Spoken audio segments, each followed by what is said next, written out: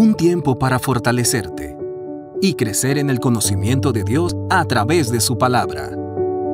Esto es Reto 365. La Biblia en un año.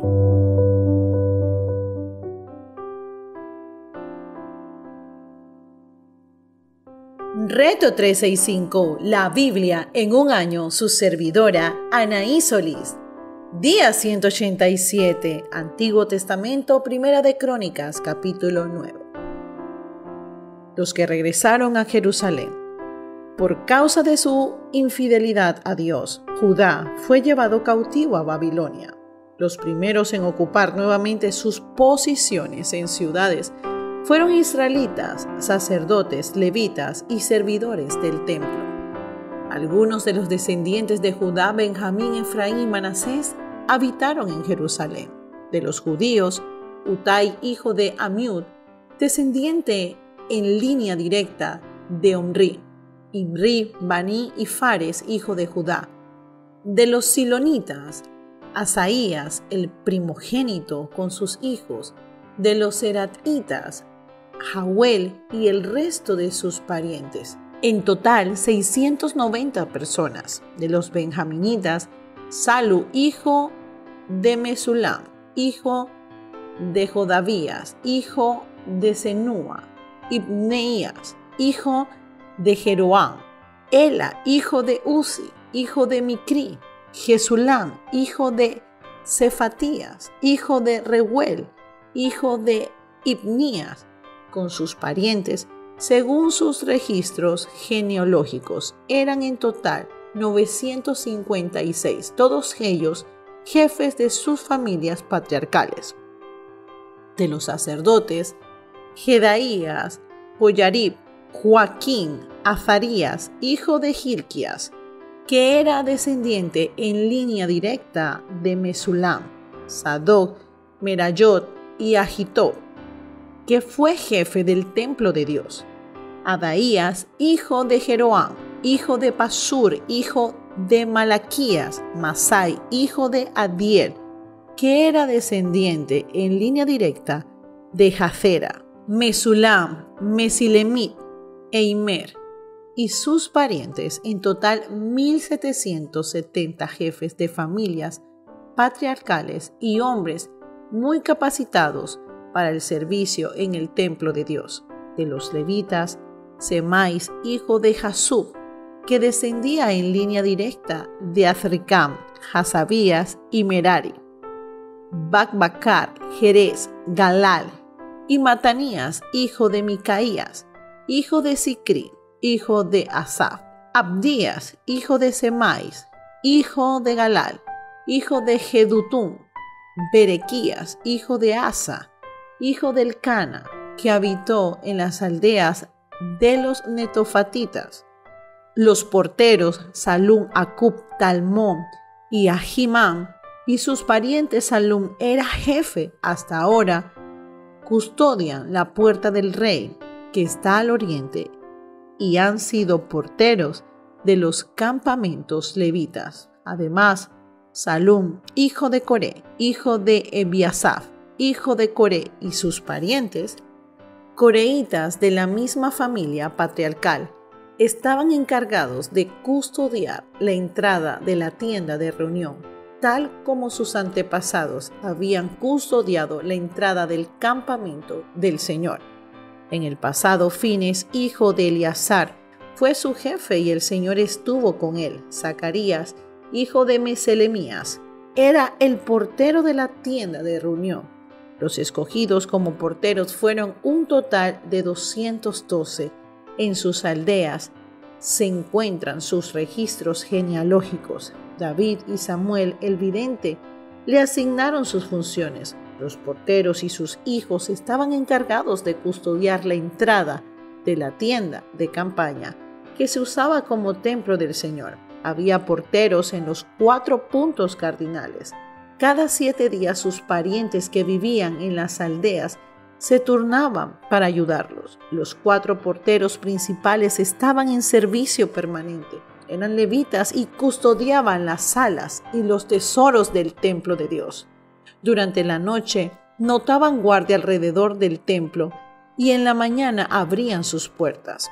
Algunos de ellos estaban encargados de los utensilios que se usaban en el servicio del templo y debían contarlos al sacarlos y guardarlos. Otros estaban a cargo de los utensilios, de todos los vasos sagrados, de la harina, el vino, el aceite, el incienso y los perfumes. Algunos de los sacerdotes preparaban la mezcla de los perfumes. El levita Matatías, primogénito del coreíta Salum, estaba encargado de hacer las tortas para las ofrendas. Algunos de sus parientes coatitas preparaban el pan consagrado para cada sábado. También había cantores que eran jefes de familias patriarcales de los levitas, los cuales vivían en las habitaciones del templo. Estos estaban exentos de cualquier otro servicio, porque de día y de noche tenían que ocuparse de su ministerio. Según sus registros genealógicos, estos eran jefes de las familias patriarcales de los levitas y vivían en Jerusalén. Genealogía de Saúl. En Gabaón vivía Jehiel, padre de Gabaón. Su esposa se llamaba Maca, y sus hijos fueron Abdón, el primogénito de Sur, Quis, Baal, Ner, Nadab, Gedor, Agío, Zacarías y Miclot, que fue padre de Simán. Estos también vivían en Jerusalén con sus parientes.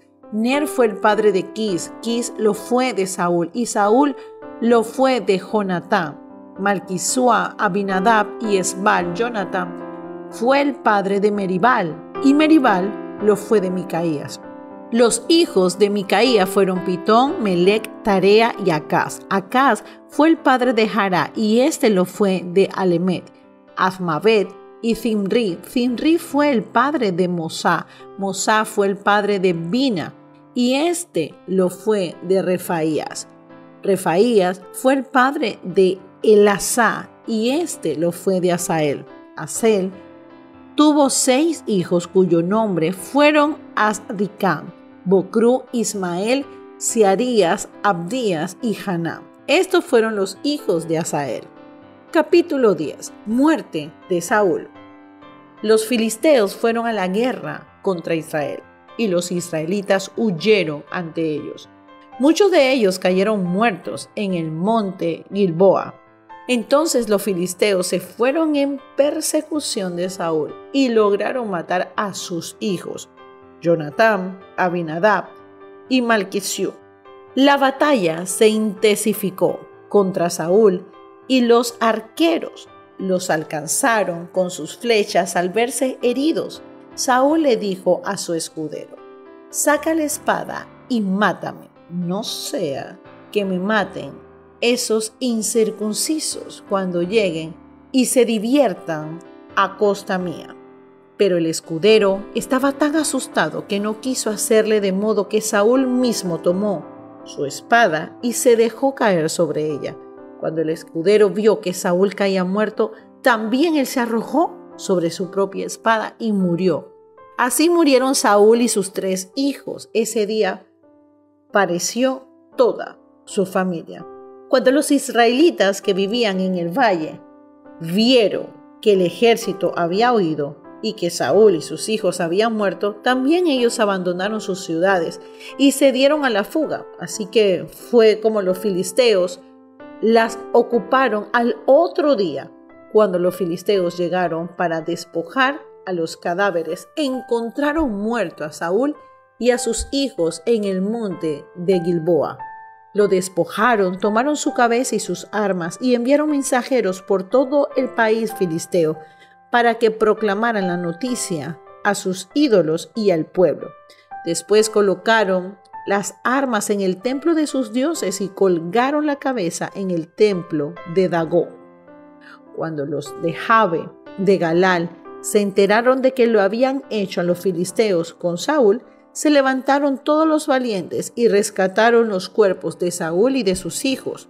Los llevaron a Jabes, sepultaron los huesos debajo de la encima de Jabes y guardaron 7 días de ayuno.